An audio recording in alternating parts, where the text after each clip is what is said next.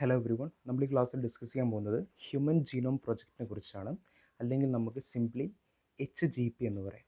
Okay, നമ്മൾ ഈ topic discuss ചെയ്യുന്നത് 4 സബ് ടോപ്പിക് ആയിട്ടാണ്. ആദ്യം introduction part, 2 methodology part, 3 salient features, 4 application. ഈ 4 സബ് ടോപ്പിക്കിൽ ഏറ്റവും ഇമ്പോർട്ടൻ്റ് ആയിട്ടുള്ള ഭാഗം എന്ന് പറയുന്നത് മെത്തഡോളജി പാർട്ടാണ്. രണ്ടാമത്തെ സബ് ടോപ്പിക് ആയിട്ടുള്ള മെത്തഡോളജി പാർട്ടാണ് വളരെ ഇമ്പോർട്ടൻ്റ് ആണ്. ഓക്കെ, നമ്മൾ മെൻഷൻ ചെയ്യുന്നതാണ്, ഇമ്പോർട്ടൻറ്റ് പോയിൻറ്റ്സ് വരുമ്പോൾ നമ്മൾ മെൻഷൻ ചെയ്യുന്നതാണ്.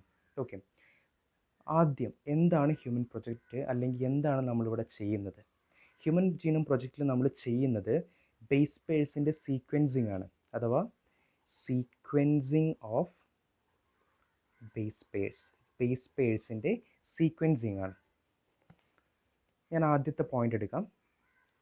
Human genome project is A mega project. എന്തുകൊണ്ടാണ് നമ്മൾ ഹ്യൂമൻ ജീനോം പ്രൊജക്റ്റിനെ മെഗാ പ്രൊജക്റ്റ് എന്ന് വിളിക്കുന്നത് നോക്കാം.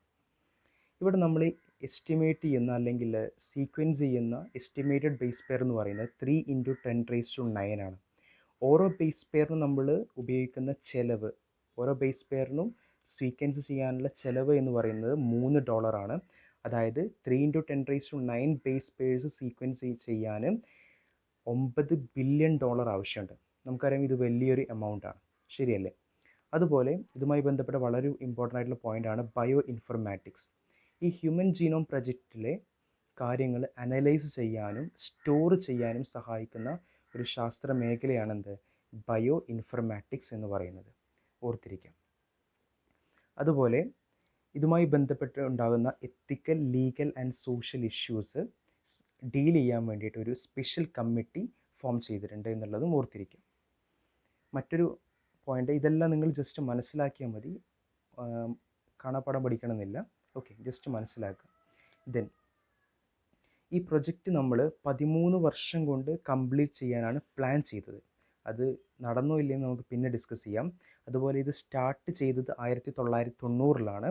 ദെൻ 1990 സ്റ്റാർട്ട് ചെയ്തിട്ട് അക്കോർഡിംഗ് ടു അവരുടെ പ്ലാൻ അനുസരിച്ച് ഇത് കംപ്ലീറ്റ് ആവേണ്ടത് 2003-ലാണ്. ഇത് നടന്നില്ല. ഏത് വർഷമാണ് കംപ്ലീറ്റ് ചെയ്തതെന്ന് നമുക്ക് കുറച്ച് കഴിഞ്ഞിട്ട് പറയാം. ഓക്കെ, അതുപോലെ ഈ പ്രൊജക്റ്റ് സ്റ്റാർട്ട് ചെയ്തത് US ഡിപ്പാർട്ട്മെൻറ്റ് ഓഫ് എനർജിയും അതുപോലെ തന്നെ നാഷണൽ ഇൻസ്റ്റിറ്റ്യൂട്ട് ഓഫ് ഹെൽത്തുമാണ്. ഓക്കെ, ഇതാണ് നമ്മുടെ ഇൻട്രൊഡക്ഷൻ പാർട്ട്. ഇനി നമുക്ക് മെത്തഡോളജി പാർട്ടിലോട്ട് കടക്കാം. ഓക്കെ, ഇനി നമുക്ക് രണ്ടാമത്തെ സബ് ടോപ്പിക് ആയിട്ടുള്ള മെത്തഡോളജി പാർട്ട് എടുക്കാം. വളരെ ഇമ്പോർട്ടൻ്റ് ആയിട്ടുള്ളൊരു പാർട്ടാണ്. സപ്പോസ് ഞാനൊരു DNA എടുക്കുകയാണെങ്കിൽ ഒരു DNA 2 തരത്തിലുണ്ട്. ഒന്ന് കോഡിംഗ് DNA ആണ്, 2 എന്ന് പറയുന്നത് നോൺ കോഡിംഗ് DNA ആണ്. നോൺ കോഡിംഗ് DNA ആണ്. ഇവർ തമ്മിലുള്ള വ്യത്യാസം എന്താണ്? കോഡിംഗ് DNA പ്രോട്ടീൻ പ്രൊഡ്യൂസ് ചെയ്യും, എന്നാൽ non coding DNA protein produce ചെയ്യില്ല. Coding DNA coding for protein, but non coding DNA not coding for protein. Okay, മനസ്സിലാക്കി വെക്കാം. നമ്മുടെ ഈ പ്രൊജക്റ്റ് സ്റ്റാർട്ട് ചെയ്തപ്പോൾ 2 തരത്തിലുള്ള അപ്രോച്ചസ് ആണ് ഉണ്ടായിരുന്നത്. അതായത് ഒരു കൂട്ടം സയൻറ്റിസ്റ്റ് പറഞ്ഞു കോഡിംഗ് DNA മാത്രം സീക്വൻസ് ചെയ്താൽ മതി എന്ന് പറഞ്ഞു. അതായത് സീക്വൻസ് ഓൺലി കോഡിംഗ് DNA. ഇതായിരുന്നു ഒരു കൂട്ടം സയൻറ്റിസ്റ്റിൻ്റെ അഭിപ്രായം എന്ന് പറയുന്നത്. എന്നാൽ മറ്റൊരു കൂട്ടം സയൻറ്റിസ്റ്റ് പറഞ്ഞത് കോഡിംഗ് DNA മാത്രമല്ല, കോഡിംഗ് DNAയും കോഡ് ചെയ്യണം, അതോടൊപ്പം തന്നെ ആരെയും കോഡ് ചെയ്യണം, നോൺ കോഡിംഗ് DNAയും കോഡ് ചെയ്യണം എന്ന് പറഞ്ഞു. അതായത് സീക്വൻസ് എൻറ്റയർ DNA, കോഡിംഗ് DNAയും അതുപോലെ തന്നെ ആരെയും കോഡ് ചെയ്യണം, നോൺ കോഡിംഗ് DNAയും കോഡ് ചെയ്യണം എന്ന് പറഞ്ഞു. ഓക്കെ, ഇത് വളരെ ഇമ്പോർട്ടൻ്റ് ആയിട്ടൊരു പോയിൻ്റാണ്. അതായത് സീക്വൻസിങ് ഓഫ് കോഡിംഗ് DNA, അതിനെ നമ്മൾ വിളിക്കുന്ന പേരാണ് എക്സ്പ്രസ്ഡ് സീക്വൻസ് ടാഗ്. ഇത് വളരെ ഇമ്പോർട്ടൻ്റ് ആയിട്ടുള്ളൊരു പോയിൻ്റാണ്, very important. Okay, especially NEET എക്സാമിന് നിങ്ങൾ സെപ്പറേറ്റ് ആയിട്ട് നിങ്ങളൊരു പേജിൽ കഴിയുമെങ്കിൽ മാർക്ക് ചെയ്ത് വെക്കുക, അല്ലെങ്കിൽ നോട്ട് ചെയ്ത് വെക്കുക, എക്സ്പ്രസ്ഡ് സീക്വൻസ് ടാഗ്. ഓക്കെ, അതുപോലെ സീക്വൻസ് എൻറ്റയർ DNA, അതിനെ നമ്മൾ വിളിക്കുന്ന പേരാണ് സീക്വൻസ് അനോട്ടേഷൻ. എന്താണ് സീക്വൻസ് അനോട്ടേഷൻ? സോ 2 തരത്തിലുള്ള അഭിപ്രായം. ഒന്ന് കോഡിംഗ് DNA മാത്രം സീക്വൻസ് ചെയ്യുക, രണ്ട് എൻറ്റയർ DNA സീക്വൻസ് ചെയ്യുക. ഫൈനലി നമ്മൾ ഹ്യൂമൻ ജീനോം പ്രൊജക്റ്റ് സ്റ്റാർട്ട് ചെയ്യുന്ന സമയത്ത് സെക്കൻഡ് അപ്രോച്ച് നമ്മൾ അല്ലെങ്കിൽ ഹ്യൂമൻ ജീനോം പ്രൊജക്റ്റിൽ സെക്കൻഡ് സജഷനാണ് അക്സെപ്റ്റ് ചെയ്തത്. അത് ഓർത്തിരിക്കാം. അതുപോലെ മറ്റൊരു പോയിൻ്റാണ് cloning of fragments. Cloning of fragments എന്താണ് ക്ലോണിംഗ് ഓഫ് ഫ്രാഗ്മെൻറ്റ്സ്? ഞാനൊന്ന് എക്സ്പ്ലെയിൻ ചെയ്തു തരാം. അതായത് നമ്മൾ ആദ്യം ഒരു DNA എടുക്കും. ഓക്കെ, ഈ DNA നമ്മൾ കട്ട് ചെയ്യും. DNA നമ്മൾ കട്ട് ചെയ്യും. എങ്ങനെ കട്ട് ചെയ്യാം? ഫോർ എക്സാമ്പിൾ നമുക്ക് റെസ്ട്രിക്ഷൻ എൻഡോന്യൂക്ലിയസ് എന്ന് പറയുന്ന ഒരു എൻസൈം യൂസ് ചെയ്യാം. അത് ഉപയോഗിച്ച് നമുക്ക് എന്ത് ചെയ്യാം? DNA കട്ട് ചെയ്തിട്ട് ചെറിയ പീസ് അല്ലെങ്കിൽ ഫ്രാഗ്മെൻറ്റ്സ് ആക്കിയിട്ട് നമുക്ക് മാറ്റാം. ഓക്കെ, ദെൻ ഈ ഫ്രാഗ്മെൻറ്റ്സിനെ നമ്മൾ എന്ത് ചെയ്യും? ഒരു ഹോസ്റ്റിലോട്ട് കടത്തിവിടും. എങ്ങനെ നമ്മൾ ഹോസ്റ്റിലോട്ട് കടത്തിവിടുന്നത്? ഒരു വെക്ടർ ഉപയോഗിച്ചാണ്. ഒരു വെക്ടർ ഉപയോഗിച്ച് ഫ്രാഗ്മെൻറ്റ്സിനെ നമ്മൾ ഹോസ്റ്റിലോട്ട് കടത്തിവിടും. ഓക്കെ, ഹോസ്റ്റിലോട്ട് കടത്തിവിട്ടാൽ പിന്നെ എന്ത് ചെയ്യും? ഈ ഹോസ്റ്റിൽ കിടന്നിട്ട് ഈ ഫ്രാഗ്മെൻറ്റ്സ് എന്ത് ചെയ്യും? ക്ലോൺ ചെയ്യും അല്ലെങ്കിൽ മൾട്ടിപ്പിൾ ചെയ്യും. സെയിം കോപ്പീസ് കൂടുതൽ സെയിം കോപ്പീസ് ഫോം ചെയ്തുകൊണ്ടിരിക്കും. അതിനെയാണ് നമ്മൾ എന്ത് വിളിക്കുക? ക്ലോണിംഗ് എന്ന് വിളിക്കുക. Okay, cloning. സോ ഹോസ്റ്റിൽ കിടന്നിട്ട് ഇത് പുതിയ കോപ്പീസ് ഉണ്ടാക്കിക്കൊണ്ടിരിക്കും. അതിനെ നമ്മൾ ക്ലോണിംഗ് എന്ന് വിളിക്കും. അതിനുശേഷം ഈ ഫോം ചെയ്തിട്ടുള്ള ഫ്രാഗ്മെൻറ്റ്സ്, ക്ലോൺ ചെയ്യപ്പെട്ട നിരവധിയായിട്ടുള്ള ഫ്രാഗ്മെൻറ്റ്സിനെ നമ്മൾ എന്ത് ചെയ്യുമെന്ന് അറിയോ? സീക്വൻസ് ചെയ്യും. എന്ത് ചെയ്യും? സീക്വൻസ് ചെയ്യും. അതോടൊപ്പം തന്നെ ഓർത്തിരിക്കാം, നമ്മളിവിടെ സീക്വൻസിങ്ങിന് ഉപയോഗിക്കുന്ന മെത്തേഡിനെ വിളിക്കുന്ന പേരാണ് സാങ്കേഴ്സ് മെത്തേഡ്. എന്താ പറഞ്ഞത്? സാങ്കേഴ്സ് സീക്വൻസിങ് അല്ലെങ്കിൽ സാങ്കേഴ്സ് മെത്തേഡ് എന്ന് പറയാം. ഈ പോയിന്റ് ഒന്ന് ഓർത്തിരിക്കുക, സാങ്കേഴ്സ് സീക്വൻസിങ്. ഓക്കെ, സോ നമ്മൾ ഒരു DNA കട്ട് ചെയ്തു, ഫ്രാഗ്മെൻറ്റ്സ് ആക്കി മാറ്റി, വെക്ടർ വഴി ഹോസ്റ്റിലോട്ട് കടത്തിവിട്ടു. ഹോസ്റ്റിൽ വെച്ച് ഈ ഫ്രാഗ്മെൻറ്റ്സ് എന്ത് ചെയ്യും? മൾട്ടിപ്പിൾ ചെയ്തു അഥവാ ക്ലോൺ ചെയ്തു. ഈ ക്ലോൺ ചെയ്ത ഫ്രാഗ്മെൻറ്റ്സിനെ നമ്മൾ സീക്വൻസ് ചെയ്തു. ഏത് മെത്തേഡ് ഉപയോഗിച്ചിട്ടാണ്? സാങ്കേഴ്സ് മെത്തേഡ് യൂസ് ചെയ്തിട്ടാണ്. ഓക്കെ, സോ ക്ലോണിംഗ് ഓഫ് ഫ്രാഗ്മെൻറ്റ്സിനെ ക്ലോൺ ചെയ്യാൻ രണ്ട് കാര്യങ്ങൾ അത്യാവശ്യമാണ്. ഒന്ന് ഹോസ്റ്റ്.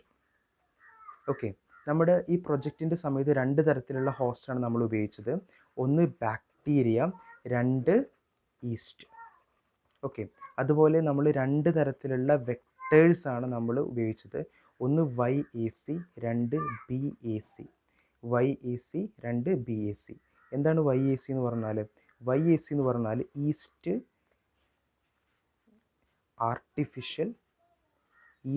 Artificial chromosome. വളരെ ഇമ്പോർട്ടൻ്റ് ആയിട്ടുള്ള ടോപ്പ് പോയിൻ്റ് ആണ്.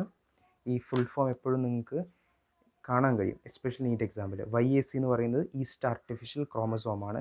എന്നാൽ BAC എന്ന് പറയുന്നത് ബാക്ടീരിയൽ ആർട്ടിഫിഷ്യൽ ക്രോമസോം ആണ്. ഓക്കെ, സോ YAC എന്ന് പറഞ്ഞാൽ എന്താണ്? East artificial chromosome. BAC എന്ന് പറഞ്ഞാൽ ബാക്ടീരിയൽ ആർട്ടിഫിഷ്യൽ ക്രോമസോം. ഈ രണ്ടിൻ്റെയും ഫുൾ ഫോം നിങ്ങൾ ഓർത്തിരിക്കാം. ദെൻ YACയും BACയും എന്താണ്? വെക്ടേഴ്സ് ആണ്. ഓക്കെ, സോ ഈ രണ്ട് വെക്ടേഴ്സാണ്. ഇതെല്ലാം സജഷൻ ആയിരുന്നു. നമ്മൾ ഈ പ്രൊജക്റ്റ് സ്റ്റാർട്ട് ചെയ്യുന്ന സമയത്ത് നമുക്ക് കിട്ടിയ രണ്ട് സജഷനായിരുന്നു. നമുക്ക് YAC ഉപയോഗിക്കാം അല്ലെങ്കിൽ BAC ഉപയോഗിക്കാം. ഈ രണ്ട് വെക്ടറും ഡെവലപ്പ് ചെയ്തത് ഈ പ്രൊജക്റ്റിന് വേണ്ടിയിട്ടാണ്.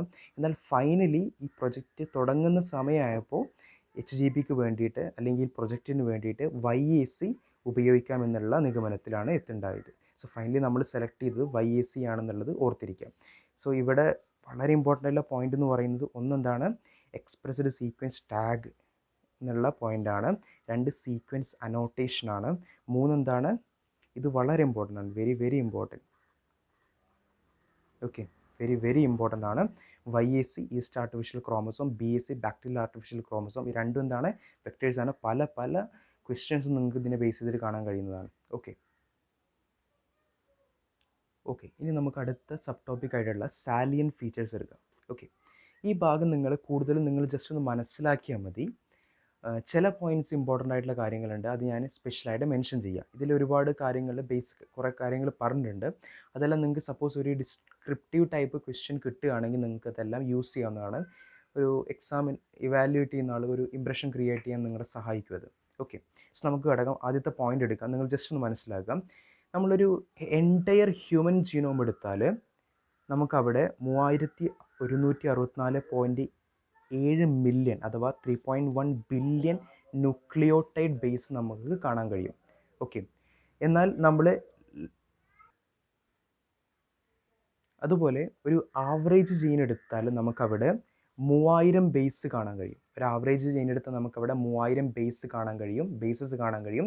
എന്നാൽ ഏറ്റവും വലിയ ഹ്യൂമൻ ജീനായിട്ടുള്ള ലാർജസ്റ്റ് ഹ്യൂമൻ ജീനായിട്ടുള്ള ഡിസ്ട്രോഫിൻ എടുക്കുകയാണെങ്കിൽ അവിടെ നമുക്ക് 2.4 മില്യൺ ബേസസ് കാണാൻ കഴിയും. ഈ ഡിസ്ട്രോഫിൻ എന്നുള്ള പേര് ഓർത്തിരിക്കുക. എന്താണ് ഡിസ്ട്രോഫിൻ? ലാർജസ്റ്റ് ഹ്യൂമൻ ജീനാണ്. ഓക്കെ, ഒരു ആവറേജ് ജീനിൽ നമുക്ക് 3000 ബേസാണ് കാണാൻ കഴിയുക.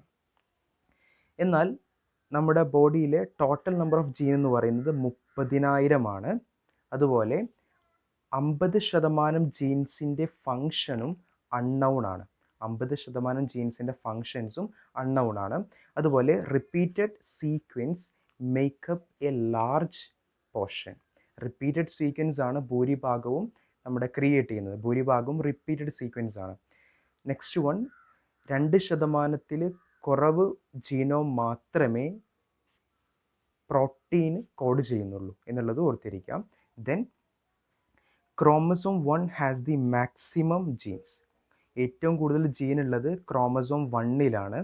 നമുക്കറിയാം ടോട്ടൽ 46 ക്രോമസോം അല്ലെങ്കിൽ 23 പെയേഴ്സ് ക്രോമസോമാണ് മനുഷ്യൻ്റെ ബോഡിയിലുള്ളത്. അതിൽ ഒന്നാമത്തെ ക്രോമസോമിനാണ് മാക്സിമം ജീൻസ് ഉള്ളത്, അതായത് 2968 ജീൻസ്. അതുപോലെ 6 ക്രോമസോമായിട്ടുള്ള ക്രോമസോം വൈക്കാണ് ഏറ്റവും കുറവ് ജീൻസ് ഉള്ളത്, അഥവാ 231 ജീൻസ്. ഇനി ഞാൻ ഇമ്പോർട്ടൻ്റ് ആയിട്ടൊരു കാര്യം പറയാൻ പോവാണ്. അതായത് 1.4 million locations have SNPs. 1.4 million ലൊക്കേഷൻസിൽ നമുക്ക് SNPs കാണാൻ കഴിയും. എന്താ SNPs എന്ന് പറഞ്ഞാൽ? Single nucleotide polymorphism. ഇത് വളരെ ഇമ്പോർട്ടൻ്റ് ആയിട്ടുള്ള ഒരു പോയിൻ്റാണ്. Okay, single nucleotide polymorphism. ഞാൻ എന്താണ് സിംഗിൾ ന്യൂക്ലിയോടൈഡ് പോളിമോർഫിസം എന്നുള്ളത് പറഞ്ഞു തരാം. സപ്പോസ് ഞാൻ കുറച്ച് ബേസസ് എടുക്കുകയാണ്. ATCG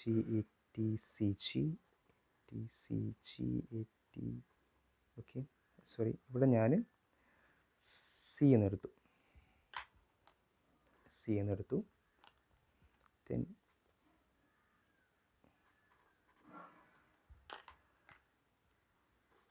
സി, ഇവിടെ നിങ്ങൾക്ക് കാണാൻ കഴിയും ഇവിടെ എല്ലാ ബേസും ഏകദേശം ഈക്വലാണ്. എന്നാൽ ഇവിടെ സെക്കൻഡ് മാത്രം, ഇവിടെ തൈമിനാണ്, എന്നാൽ ഇവിടെ സൈറ്റോസിനാണ്, ഇവിടെ ഗ്വാനിനാണ്. ഇവിടെ എല്ലാം സെയിം അല്ലേ? ഇവിടെ എല്ലാം സെയിം ആണ്. പക്ഷേ ഇവിടെ മാത്രം ഈ സെക്കൻഡ് പൊസിഷനിൽ മാത്രം 1 തൈമിനാണ്, 2 സൈറ്റോസിനാണ്, 3 ഗ്വാനിനാണ്. സോ ഇത്തരത്തിൽ എന്ത് ചെയ്യും? ബേസ് ചില സിംഗിൾ ആയിട്ടുള്ള ബേസ് മാത്രം ഡിഫറെൻ്റ് ആവും. പക്ഷേ ഒരു ചെറിയ ബേസ് ഡിഫറെൻ്റ് ആയാൽ മതി, ഇതിൻ്റെ എൻറ്റയർ സ്ട്രക്ചർ എന്ത് ചെയ്യും? ചേഞ്ച് ആവും. ഒരു സിംഗിൾ ബേസ് ചേഞ്ച് ചെയ്താലും അവിടെയുള്ള എൻറ്റയർ സ്ട്രക്ചർ ചേഞ്ച് ആകും. അതിനെയാണ് നമ്മൾ എന്ത് വിളിക്കുന്നത്? Single nucleotide polymorphism. എന്താണ് single nucleotide polymorphism? So single nucleotide polymorphism എന്താണെന്നുള്ളത് ഓർത്തിരിക്കാം. ഇത് വളരെ ഇമ്പോർട്ടൻ്റ് ആയിട്ടുള്ള ഒരു പോയിൻ്റാണ്. ഓക്കെ, ഇനി നമുക്ക് അപ്ലിക്കേഷൻസ് എടുക്കാം. ഓക്കെ, ഒന്നാമത്തെ അപ്ലിക്കേഷൻ എന്ന് പറയുന്നത് to diagnose diseases and treat. ഡിസീസിനെ ഡയഗ്നോസ് ചെയ്യാനും ട്രീറ്റ് ചെയ്യാനും നമുക്ക് ഈ പ്രൊജക്റ്റ് കൊണ്ട് സാധിക്കും. കാരണം എന്ന് പറയുന്നത് നമുക്ക് ഈ പ്രൊജക്റ്റ് മുഖേന നമ്മൾ ഏകദേശം എല്ലാ ബേസിനെയും നമ്മൾ സീക്വൻസ് ചെയ്യും. അതുകൊണ്ട് തന്നെ അവരുടെ സ്ട്രക്ചർ നമുക്ക് മനസ്സിലാക്കാൻ കഴിയും. പല ജെനറ്റിക്കൽ ഡിസീസിനെ നമുക്ക് സോൾവ് ചെയ്യാൻ കഴിയും. ഓക്കെ, നെക്സ്റ്റ് പോയിന്റ് എന്ന് പറയുന്നത് treat diseases using rDNA technology or recombinant DNA technology. ഇപ്പോൾ ഇത്രയും നേരം നമ്മൾ പറഞ്ഞത് ഹ്യൂമൻസിൻ്റെ ബേസിനെ സീക്വൻസ് ചെയ്തു എന്നാണ്. അതായത് ഹ്യൂമൻ ജീനോം പ്രൊജക്റ്റിൽ ഹ്യൂമൻസിൻ്റെ ബേസിനെയാണ് സീക്വൻസ് ചെയ്യുന്നത്. എന്നാൽ അതോടൊപ്പം തന്നെ കുറച്ച് നോൺ ഹ്യൂമൻസ് അല്ലാത്ത ജീവികളുടെയും ഇതിൻ്റെ ബേസ് പെയർ സീക്വൻസ് ചെയ്തിട്ടുണ്ട് ഈ പ്രൊജക്റ്റ് വഴി. നമുക്ക് ഏതൊക്കെയാണെന്ന് നോക്കാം. ഫോർ എക്സാമ്പിൾ, നമ്മൾ ബാക്ടീരിയയുടെ ബേസ് പെയർ നമ്മൾ സീക്വൻസ് ചെയ്തിട്ടുണ്ട് ഈ പ്രൊജക്റ്റിൽ. ഡ്രോസോഫിലയുടെ സീക്വൻസ് ചെയ്തിട്ടുണ്ട്, ഈസ്റ്റിലെ സീക്വൻസ് ചെയ്തിട്ടുണ്ട്, റൈസിലെ സീക്വൻസ് ചെയ്തിട്ടുണ്ട്. എന്തുകൊണ്ടാണ് ഇവരുടെയൊക്കെ ബേസ് പെയർ സീക്വൻസ് ചെയ്തത്? ഇവരോടുള്ള ഇഷ്ടം കൊണ്ടല്ല, കാരണം ഇവരെല്ലാം നമുക്ക് യൂസ്ഫുൾ ആയിട്ടുള്ള ഓർഗാനിസമാണ്. ഫീൽഡ് ഓഫ് അഗ്രികൾച്ചറിൽ നമുക്ക് പല ഓർഗാനിസം യൂസ്ഫുൾ ആണ്. സോ അവരുടെ ബേസ് പെയറിനെ കുറിച്ച് നമുക്ക് അറിയാൻ കഴിഞ്ഞാൽ നമുക്ക് അവരെ കൂടുതൽ യൂസ്ഫുൾ ആയിട്ട് ഉപയോഗിക്കാൻ കഴിയും. ശരിയല്ലേ? രണ്ടാമത്തെ എന്താണ്? Field of microbes in human welfare. For example east. നമ്മൾ ഹ്യൂമൻ വെൽഫെയർ എന്ന് പറഞ്ഞ ചാപ്റ്ററിൽ നമ്മൾ പഠിച്ചിട്ടുണ്ട്. മൈക്രോബ്സ് ഇൻ ഹ്യൂമൻ വെൽഫെയർ എന്ന് പറഞ്ഞ ചാപ്റ്റർ നമ്മൾ പഠിച്ചിട്ടുണ്ട്. ഈസ്റ്റ് അഥവാ സെക്കാരോമൈസസ് സെർവീസിയെ നമുക്ക് alcohol production, then bakery production, then ഒരുപാട് കാര്യങ്ങൾക്ക് യൂസ്ഫുൾ ആണെന്ന് മനസ്സിലാക്കിയിട്ടുണ്ട്. സോ അവരുടെ ബേസ് പേഴ്സിനെ കുറിച്ച് നമുക്ക് കൂടുതൽ അറിയാൻ കഴിഞ്ഞാൽ നമുക്ക് അവരെ കൂടുതൽ യൂസ്ഫുൾ ആയിട്ട് ഉപയോഗിക്കാൻ കഴിയും. അതുപോലെ മറ്റൊരു മേഖലയാണ് എനർജി പ്രൊഡക്ഷന്. എങ്ങനെയാണ് മൈക്രോ ഓർഗാനിസത്തെ നമുക്ക് എനർജി പ്രൊഡക്ഷന് വേണ്ടി ഉപയോഗിക്കാൻ കഴിയുക? ഇത്തരത്തിലുള്ള കാര്യങ്ങളെല്ലാം നമ്മൾ ഹ്യൂമൻ ജീനോം പ്രൊജക്റ്റിൻ്റെ അണ്ടറിൽ നമ്മൾ റിസർച്ച് ചെയ്തിട്ടുണ്ട്. സോ നമ്മൾ ഹ്യൂമൻ ജീനോം പ്രൊജക്റ്റിനെ കുറിച്ചുള്ള ഏകദേശം കാര്യങ്ങൾ നമ്മളിവിടെ ഡിസ്കസ് ചെയ്തിട്ടുണ്ട്. ഓക്കെ, ഇത് നിങ്ങൾ മാക്സിമം നിങ്ങളുടെ ഫ്രണ്ട്സിലൂടെ ഷെയർ ചെയ്യാം. നിങ്ങൾക്ക് എന്തെങ്കിലും ഡൗട്ട്സ് ഉണ്ടെങ്കിൽ നിങ്ങൾക്ക് കമൻറ്റ് ചെയ്യാവുന്നതാണ്. നിങ്ങൾ നമ്മുടെ ക്ലാസ്സിനെ കുറിച്ചുള്ള അഭിപ്രായങ്ങൾ നിങ്ങൾ രേഖപ്പെടുത്തുക, സജഷനായിട്ട് രേഖപ്പെടുത്തുക. Okay, so thank you.